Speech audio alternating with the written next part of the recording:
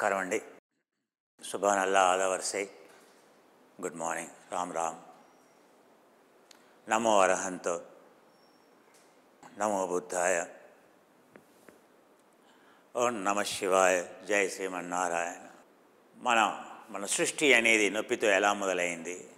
మానవునిగా అవతరించటం వెనక, సకల జీవరాశి అభివృద్ధి వెనక నొప్పి ఎలా కారణము, ఉపవాసం ఎలా కారణము, స్టార్వేషన్ ఎలా కారణము, క్రేవింగ్ ఆహారం తక్కువగా ఉండటం వల్ల, స్ట్రెస్ ఉండటం వల్ల, నొప్పి కలగటం వల్ల మనం ఎదుగుతున్నాం. మనం ఎదగాలి అనంటే, ఒదిగి ఉండాలి అనంటే, ఎదగాలి అనంటే, మన సమస్త కణజాలం వృద్ధి చెందాలి అనంటే, మన 4 కాలాల పాటు జీవించాలి ఆరోగ్యంగా అంటే ఏంటంటే శరీరానికి ఎప్పుడు కూడా స్టార్వేషన్ మోడ్లో, ఉపవాసం మోడ్లో ఉంచాలి అనే అటయోగ ప్రదీపిక చెబుతోంది. ఎప్పుడు కూడా పొట్టలో 1/3 మన పొట్టలో సగభాగం ఖాళీగా ఉంచమని, రిమైనింగ్ సగభాగంలో మంచినీళ్ళతో నింపమని, సగభాగం మాత్రమే ఆహారం నింపమని చెబుతుంది.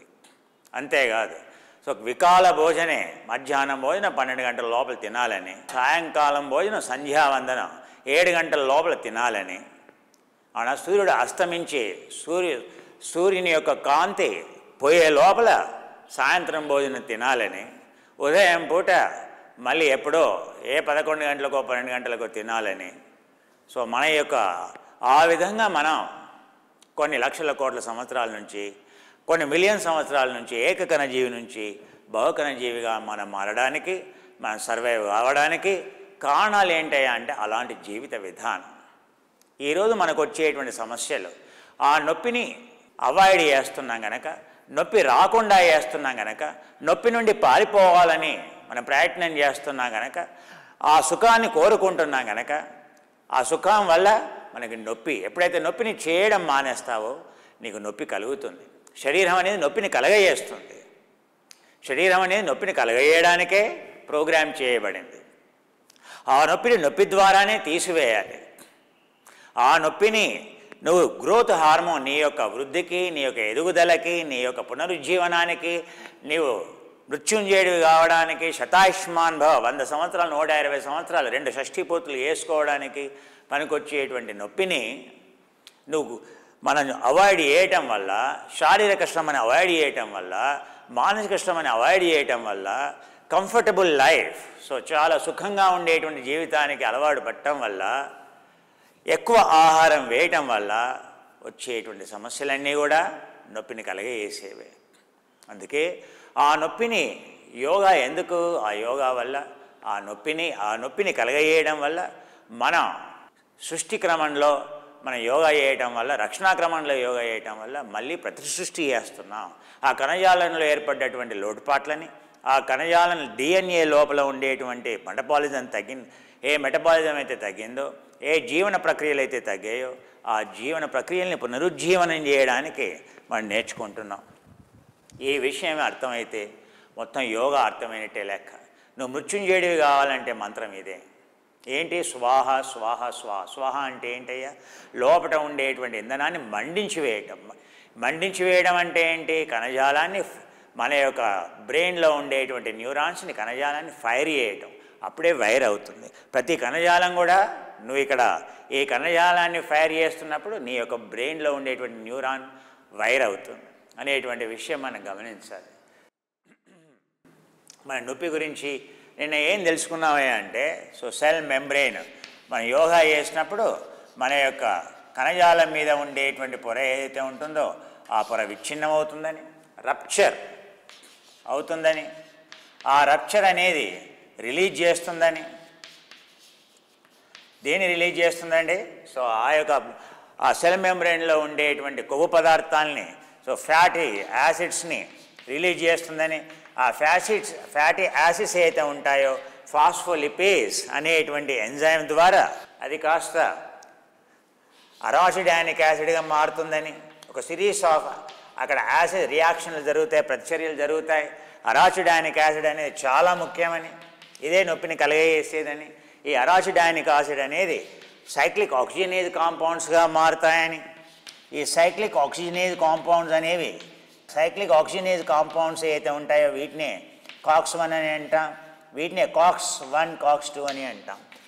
ఇవి రిలీజ్ అయినప్పుడు మనం ఆస్పిరిన్ వేసుకుంటాం, అబ్బో ఒళ్ళంతా నొప్పిగా ఉందంటాం. ఆ విధంగా ఏది ఎస్టోఫినైనో, డైక్లోఫానాక్ సోడియము, లేకపోతే ఇబ్యూప్రోఫెనో, డోలో పారాసిటమాల్ ఎందుకు వేసుకుంటావా అంటే ఒళ్ళు నొప్పులుగా ఉంది. నీ ఒంటికి నొప్పి కారణం ఏంటి అంటే నువ్వు ఈ సెల్ మెంబ్రెయిన్ని ఫ్రీ రాడికల్ రప్చర్ చేయడం వల్ల, నీ ఆహారంలో ఉండేటువంటి కలుషిత పదార్థం వల్ల, మనం చేసేటువంటి ఆలోచన లోపం వల్ల, ఆ కణం చచ్చిపోవడం వల్ల, అక్కడ రిలీజ్ అయ్యి అక్కడ ఫ్యాటీ యాసిడ్స్ అక్యుములేట్ కావడం వల్ల, అక్కడ అరాచిడానిక్ యాసిడ్ ప్రొడ్యూస్ చేయడం వల్ల, ఆ అరాచకం వల్ల అక్కడ COX-1 COX-2 ప్రొడ్యూస్ అయింది.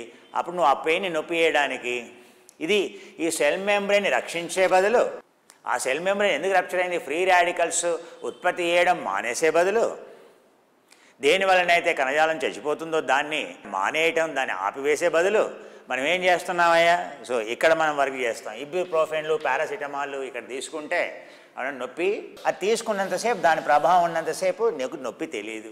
కానీ ఈ చైన్ ఆఫ్ రియాక్షన్ కంటిన్యూ అవుతూనే ఉంటుంది కదా, నీ నొప్పి అయితే కంటిన్యూ ఉంటుంది కదా. అందుకే నీ వ్యాధి నయం కాదు. నువ్వు స్టాటిన్ డ్రగ్ వేసుకున్నా నీ కొలెస్ట్రాల్ తక్కువ కాదు, యాంటీస్టాటిన్ డ్రగ్ వేసుకున్నంత మాత్రం కొలెస్ట్రాల్ తక్కువ కాదు, ట్రైగ్లిసరైడ్ తక్కువ కాదు. నువ్వు డయాబెటీస్ ఇన్సులిన్ ఇంజెక్షన్ ఇచ్చుకున్నంత మాత్రం డయాబెటీస్ తక్కువ కాదు, నువ్వు ఇన్సులిన్ మాత్ర వేసుకున్నంత మాత్రం డయాబెటీస్ తక్కువ కాదు. నువ్వు మాత్ర వేసుకున్నంత మాత్రం నీ సమస్య పోదు. ఎందుకని మాత్ర అనేది ఇక్కడ పనిచేస్తుంది, కానీ మాత్ర అనేది ఈ వ్యవహారాన్ని చక్కబెట్టట్లేదు కదా.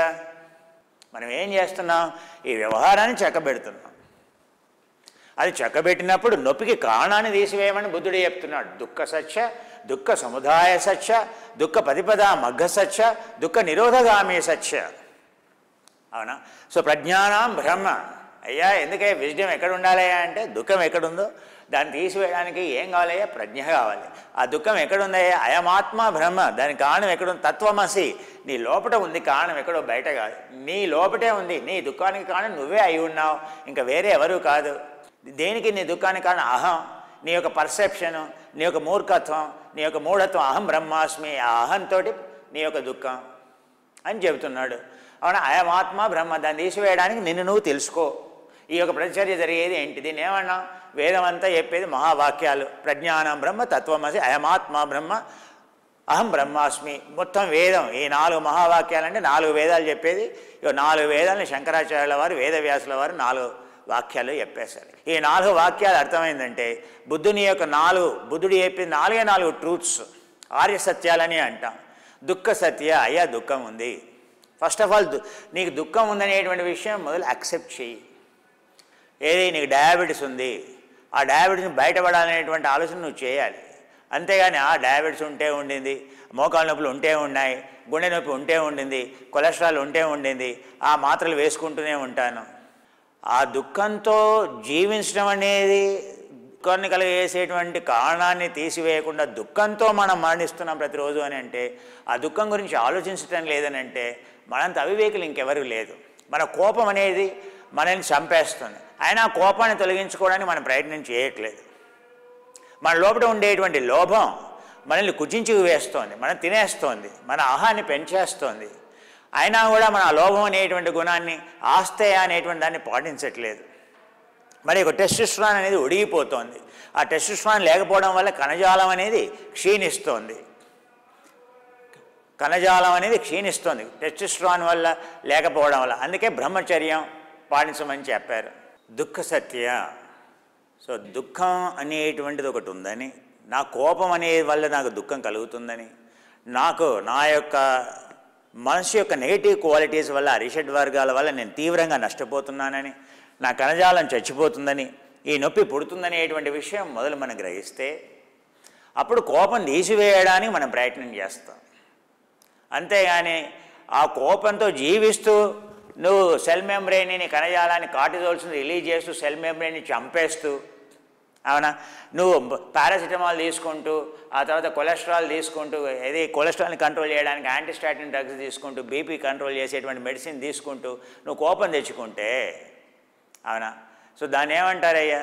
సో దాన్ని అవిద్య అని అంటారు, దాన్నే మూర్ఖత్వం అని అంటారు. అందుకే ఏం చెప్తున్నాడు బుద్ధుడు? దుఃఖ సత్య. ఫస్ట్ ప్రజ్ఞానం బ్రహ్మ అంటే తెలుసుకోవే విజ్ఞానం. అవునా?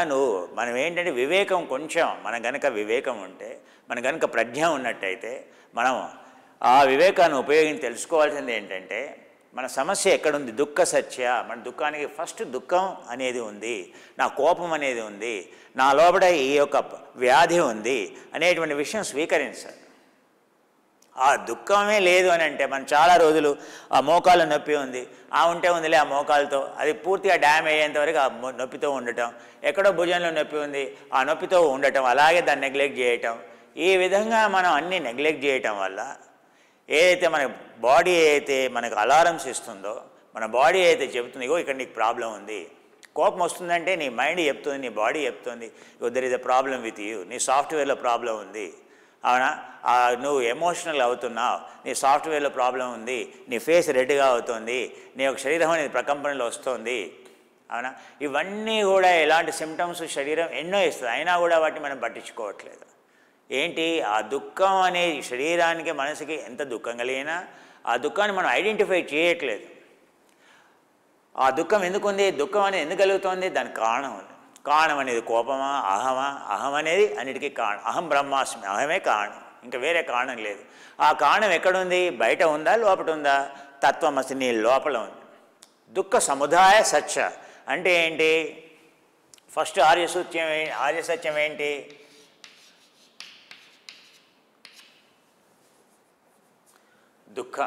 దుఃఖం అనేది మొదటిది. దుఃఖం ఉందంటే ఏంటి? దానికి కారణం ఉంది.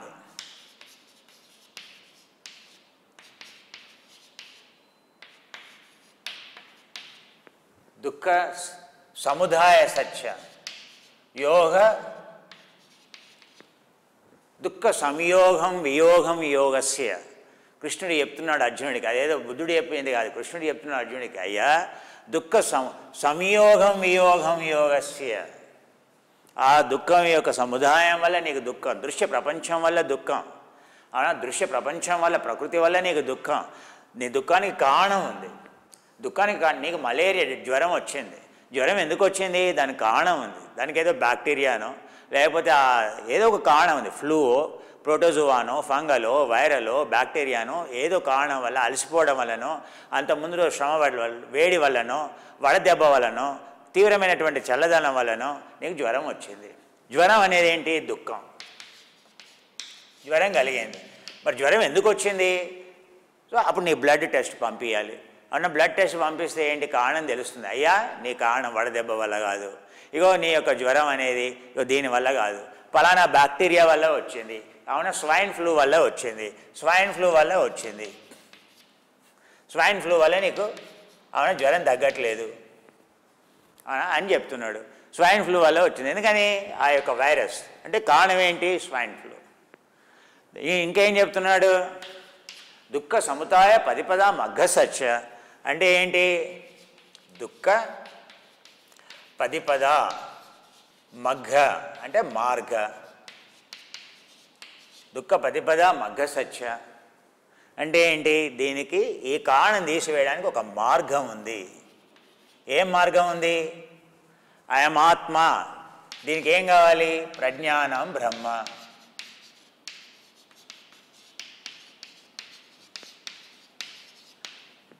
విజ్డమ్ ఉండాలి ఫస్ట్. ఏది దుఃఖం ఉందనేటువంటి విషయం తెలుసుకోవడానికి ఫస్ట్ నేను ప్రాబ్లంలో ఉన్నా అనేటటువంటి విషయం, నాకు ప్రాబ్లం ఉందనేటువంటి విషయం తెలుసుకోవడమే చాలా గొప్ప విషయం. నాకు అహం ఉందనేటువంటి విషయం అంగీకరించడమే గొప్ప విషయం, అన్నిటికంటే గొప్ప విషయం. అసలు ఒక సమస్య ఉందనేటువంటి విషయాన్ని తెలుసుకోవడం, మనకి అవిద్య ఉందనేటువంటి విషయం, అహం ఉందనేటువంటి విషయం మనం అంగీకరించట్లేదు. అసలు అదే మన దుఃఖానికి కారణం అనేటువంటి విషయం తెలియట్లేదు. అందుకే ఫస్ట్ ఏంటి? అక్కడే ప్రజ్ఞానం. కారణం ఏంటి? కారణం ఎక్కడుంది? తత్వమసి. ఆ దుఃఖ సముదాయం ఎక్కడుంది? నీ లోపల ఉంది, బయట లేదు. నీ దుఃఖానికి కారణం నీ భార్య కాదు, నీ పిల్లలు కాదు, ఎవరో కాదు. నీ దుఃఖానికి కారణం ఎవరు? నువ్వే. నీ బాస్ కాదు, గవర్నమెంట్ కాదు. వాళ్ళందరూ మారితే నేను ఆనందంగా ఉంటాననుకుంటే నీ పొరపాటు. మారాల్సింది నువ్వు. అవునా? సో మార్చుకోవాల్సింది మనం. ఆహారము, విహారము, వ్యవహారము, విచారము, ఆచారము, గ్రహచారము మారాల్సింది మనము. తత్వమసి. కారణం ఎక్కడుందయ్యా? నీ లోపట ఉంది. నీవు అయి ఉన్నావు. ఆ దుఃఖానికి కారణం నువ్వే అయి ఉన్నావు. అవునా? ప్రజ్ఞానం ఉంటే ఆ యొక్క అవిద్య తీసేస్తే తత్వమసి. అవునా? ప్రజ్ఞ వల్ల మాత్రమే అవిద్యను తీసివేయగలవు. నువ్వు నిజంగా స్వచ్ఛమే. బ్రాహ్మణుడు అంటే ఏంటి? ప్రకృతి లేనటువంటి వాడు, పరబ్రహ్మ స్వరూపాన్ని. ఎక్కడ శరీరంలో చూసినా యతో యతో మనో యాతి తత్ర బ్రహ్మ దర్శన. శరీరంలో ఎక్కడ చూసినా ఆనందమే, ఎక్కడా నొప్పి లేదు. ఎప్పుడు? నిన్ను నువ్వు తెలుసుకున్నప్పుడు, అక్కడ ఉండేటువంటి అవిద్యను తీసివేసినప్పుడు, ఆ దృశ్య ప్రపంచాన్ని తెలుసుకున్నప్పుడు, ఆ దుఃఖ కారణాన్ని తీసివేసినప్పుడు. ఆ దుఃఖ పదిమద మార్గం ఏమిటి? అయమాత్మ బ్రహ్మ. ఎవ్వరూ చేయలేరు. ఏ పరమాత్ముడు కూడా నీకు మార్గాన్ని ఇస్తాడే కానీ ఎన్లైటన్మెంట్ ఎవరు ఇవ్వరు కదా. అవునా? ప్రాఫిట్ నీకు ఎన్లైటన్మెంట్ ఇవ్వడు కదా. జీసస్ ఎన్లైటన్మెంట్ ఇవ్వడు కదా. కృష్ణుడు ఎన్లైటన్మెంట్ ఇవ్వడు కదా. కృష్ణుడు ఎన్లైటన్మెంట్ ఇచ్చేదంటే అర్జునుడికి 18 చాప్టర్లలో ఎందుకు చెప్పాలయ్యా భగవద్గీత? నాయన ఇది మార్గం అని చెప్తాడు. సో జీసస్ ఏం చెప్తున్నాడు బైబిల్లో? మార్గం చెప్తున్నాడు. అయ్యా ఈ చెడ్డ పనులు చేయకూడదు. అల్లా ప్రాఫిట్ ఏం చెప్తున్నాడు? అల్లాని చేరాలంటే చెడ్డ పనులు చేయకూడదు. ఇగో జిహాదీ అక్బర్, నువ్వు ధర్మయుద్ధం చేయాలని చెప్తున్నాడు. ఏంటి? మార్గం. అయమాత్మ. ఇది ఎవరు చేయాలి? నువ్వు చేయాలి, ఇంకెవరో కాదు. నువ్వు వేరే విధంగా అర్థం చేసుకోకు దాన్ని. నాలుగోది ఏం చెప్తున్నాడు బుద్ధుడు? అవునా? అహం బ్రహ్మాస్మి. దాన్ని ఏం చెప్పాడు? దుఃఖ నిరోధ సత్య.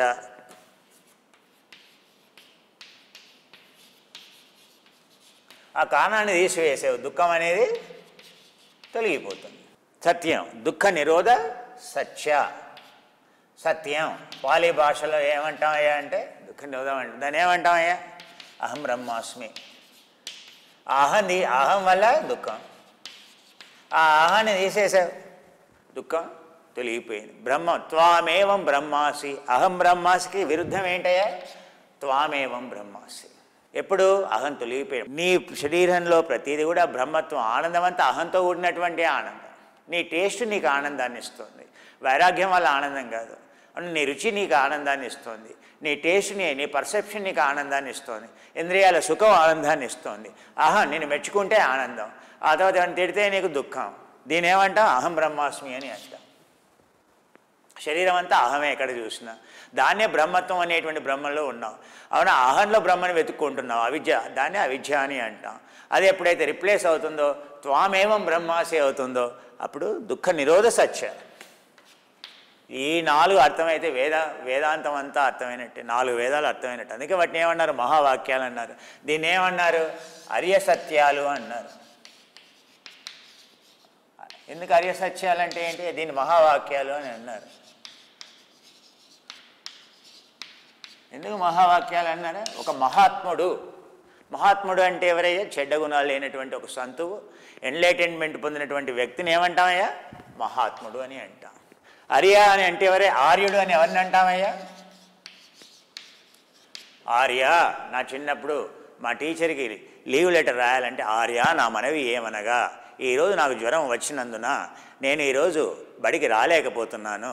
దయచేసి నా యందు కరుణయుంచి కృపయా కటాక్ష వీక్షణములతో నాకు ఈరోజు నేను నా ఇంటి నుండి మంచం నుండి దిగే పరిస్థితిలో లేను గనక నేను బడికి పోచున్నాను.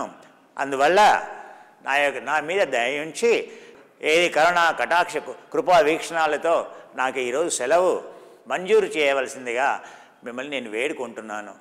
ఇట్లు మీ విధేయుడు. అవునా? ఒక స్టూడెంట్ ఏ విధంగా ఆర్య అంటే ఎవరయ్యా? గురువు అంటే ఎవరయ్యా? ఎన్లైటెండ్. Only enlightened. ఒక మహాత్ముని ఏమంటామయ్యా? ఎన్లైటెండ్ అంట. జ్ఞానోదయం కలిగినటువంటి. ఎవరు జ్ఞానోదయముడు? 14 అకుశల యోగ చిత్తవృత్తి నిరోధ. 14 అకుశల చిత్తవృత్తాలని ఎవరైతే తీసేస్తారో, అకుశల చిత్తవృత్తుల్ని, యోగ చిత్తవృత్తి నిరోధ అంటే ఏంటి? మొత్తం ఎన్ని రకాల చిత్తాలని మన మనసు ఉత్పత్తి చేస్తుంది? 50 రకాల చిత్తాలని ఉత్పత్తి చేస్తుంది. 54 రకాల చిత్తాలని ఉత్పత్తి చేస్తుంది. చిత్తవృత్తుల్ని, వృత్తి స్వారూప్యం ఇతరత్వ 54 రకాలైనటువంటి చిత్తవృత్తుల్ని క్రియేట్ చేస్తుంది. ఈ 50 రకాల చిత్తవృత్తుల్లో ఆనందాన్ని ఇచ్చేవి 40. ఈ యొక్క 54 చిత్తవృత్తులు 2 రకాలుగా విభజించబడ్డాయి. వాటిని కుశల అంటాం, రెండోది అకుశల అంటాం. ఈ అకుశల చిత్తవృత్తుల వల్ల దుఃఖం, కుశల చిత్తవృత్తుల వల్ల ఆనందం. దీన్ని ఏమంటాం? అక్లిష్ట చిత్తవృత్తులు అంటాం. దీన్ని ఏమంటాం? క్లిష్ట చిత్తవృత్తులు అని అంటాం.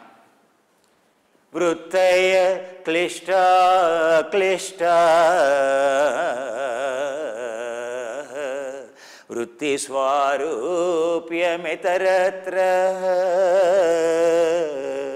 వృత్తయ పంచతయ క్లిష్ట క్లిష్ట. వీటిని కుశల ఏమంటాం? అక్లిష్ట. అక్లిష్ట అని అంటాం. వీటిని ఏమంటాం? క్లిష్ట అని అంటాం. అక్లిష్ట అంటే ఏంటి? ఆనందాన్ని ఇచ్చేవి. 40 కుశల 54లో 40 కుశల వృత్తులు, వీటి వల్ల ఆనందం. ఈ 14 అకుశల చిత్తవృత్తుల వల్ల దుఃఖం. నీ దుఃఖం అంతా ఈ 14 అకుశల చిత్తవృత్తులు. అందుకే ప్రాణ నిరోధ చిత్త నిరోధ యోగ చిత్తవృత్తి నిరోధ. ఈ 14 అకుశల చిత్తవృత్తులను తీసేస్తే చాలు. అవునా? అల్లా, హోలీ స్పిరిట్, పరబ్రహ్మ అంటాం. ఆ అకుశల చిత్తవృత్తులు తీసివేయడానికే ప్రజ్ఞ. ఆ అకుశల చిత్తవృత్తుల్లో ఈ 14 అకుశల చిత్తవృత్తుల్లో 4 తీసివేస్తే చాలు. కనీసం 4 తీసివేస్తే చాలు. 8 రకాల ఆర్యులు ఉంటారు, ఎన్లైటెండ్ పీపుల్. 8 నిరోధ భూమికలు అంటాం. అథ యోగానుశాసనం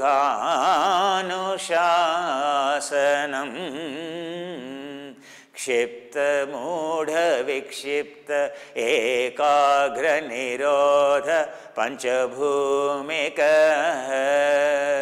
మనుషులు 5 రకాలు.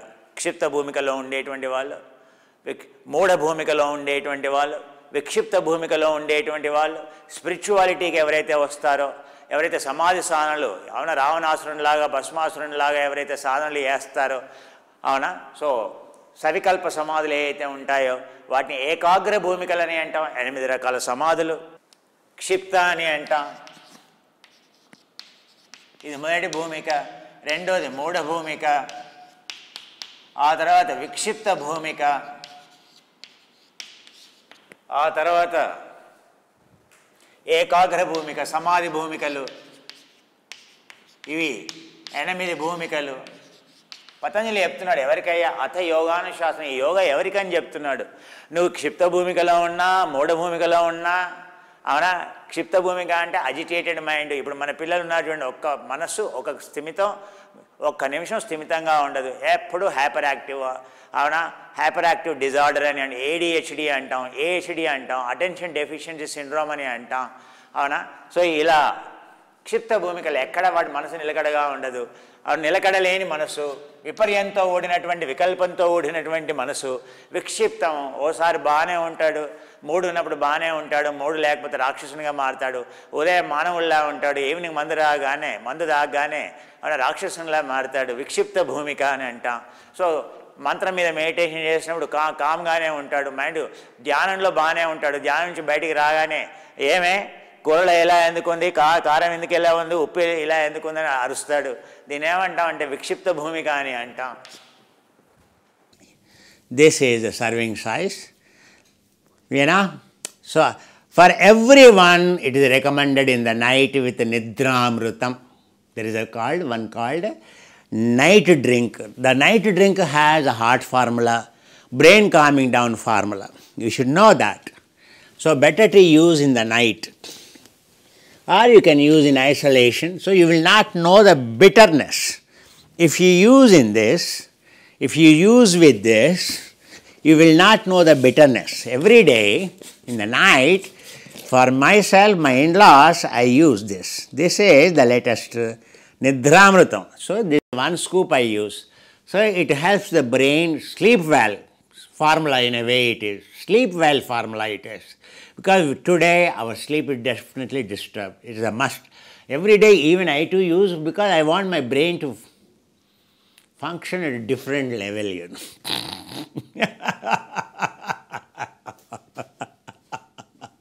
So that's why I use this one scoop, and then I use this one scoop in the night. Every day. It is not that I have any diabetes or anything, but it helps in purifying. Everyday detox it is for me. You know? So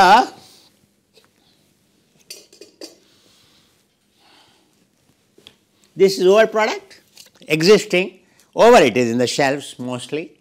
But for people comparison, old students who have been using this is existing.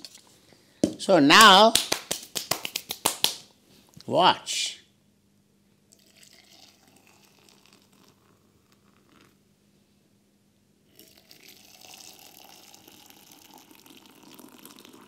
Can you see the difference? Yes.